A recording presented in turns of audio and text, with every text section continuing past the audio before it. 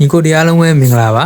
ဒါခဏတော့ကျွန်တော်တို့ဘန်ကောက်မှာကျင်းပနေတဲ့ e-football ပွဲတော်မှာသူတို့အနေနဲ့ဒါနောက်လာမှာပါဝင်လာမဲ့ version အသစ်နဲ့ပတ်သက်ပြီးတော့ပါဝင်လာမဲ့ feature အသစ်တွေကိုသူတို့မိတ်ဆက်သွားတယ်ပေါ့နော်ဆိုတော့ဘာတွေမိတ်ဆက်သွားလဲဆိုတာကိုကျွန်တော်ဒီဗီဒီယိုထဲမှာတေးစိတ်ရှင်းပြပေးမယ်ပေါ့နော်ကဲဒါဆိုကျွန်တော်လည်းတူတူကြည့်လိုက်ရအောင်ဗျ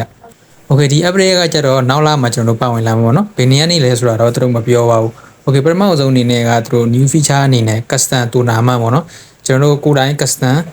ပွဲစဉ်တွေလုပ်လို့ရမယ်ပေါ့နော်ဒါကြတော့ဒီမှာသူတို့ပြရတဲ့ပုံရကတော့ဒါ player တွေကိုခွဲပြီးတော့မှဒါ tournament တစ်ခုလုပ်လို့ရမယ်ပေါ့နော်ဖလားပြိုင်ပွဲတစ်ခုလုပ်လို့ရမယ်ဆိုတော့ဒီဟာက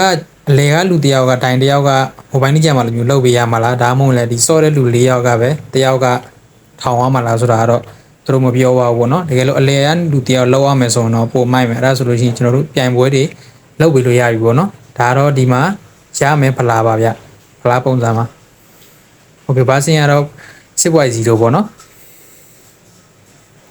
โอเคနောက်တစ်ခုကကြတော့ဒီကတော့လုံးဝမိုက်တယ်ပေါ့နော်ဒါကျွန်တော်တို့က in game မှာအများကြီးအသုံးဝင်မယ်ဒါကတော့ theme play style နဲ့ပတ်သက်ပြီးတော့သူတို့ theme play style အသစ်တစ်ခုကိုသူတို့မိတ်ဆက်ထားတယ်ပေါ့နော်အဲ့ဒါကသူက overlap လို့ခေါ်တယ် overlap theme play style ကျွန်တော်တို့ position gain ရှိမယ် long ball counter ရှိမယ်ပြီးတော့ဒီ overlap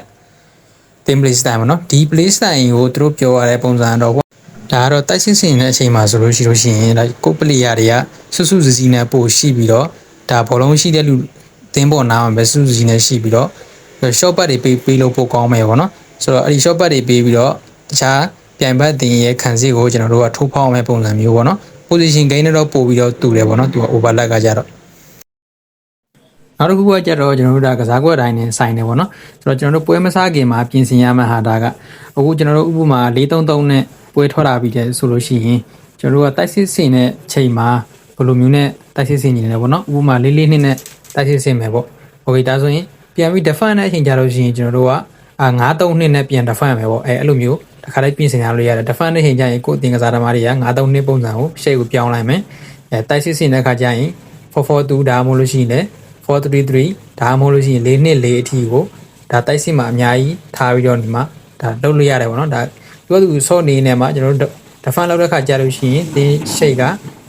ခံစစ်9ရောက်တန်းသူ့တန်းလိုက်မယ်ကစားသမားတွေက auto ပြီးတော့တိုက်စစ်စင်တဲ့ခါကြာလို့ရှိရင်ဒီတိုက်စစ်ကစားသမားတွေကဟိုမှာ9ရောက်ထားတယ်ဆိုရင်9ရောက်အထိသူလင်ဟာယူမယ်ပေါ့နော်ဒီဟာကတော့တော်တော်လေးကိုမိုက်ပါတယ်โอเคဒါကကြတော့နောက်ပိုင်းလာမယ်နီးပြားတွေမှာသူက link က2ခုပါလာမှာဗျာဒါတော့အစမ်းမဟုတ်တော့ပါဘူးပထမကကျွန်တော်တို့နီးပြားတွေမှာ link တစ်ခုထည့်ထားပေးတယ်အခုနောက်တစ်ခုနောက်လာမဲ့နီးပြားတွေမှာကျတော့ဝယ်လို့ရမယ့်နီးပြားတွေမှာကျတော့ဒါ link က2ခုပေါ့ Now to introduce some new gameplay features. We will make changes so that following the season update, users can shoot with a volley by entering a stunning shot when they have a shooting chance with the ball in mid-air.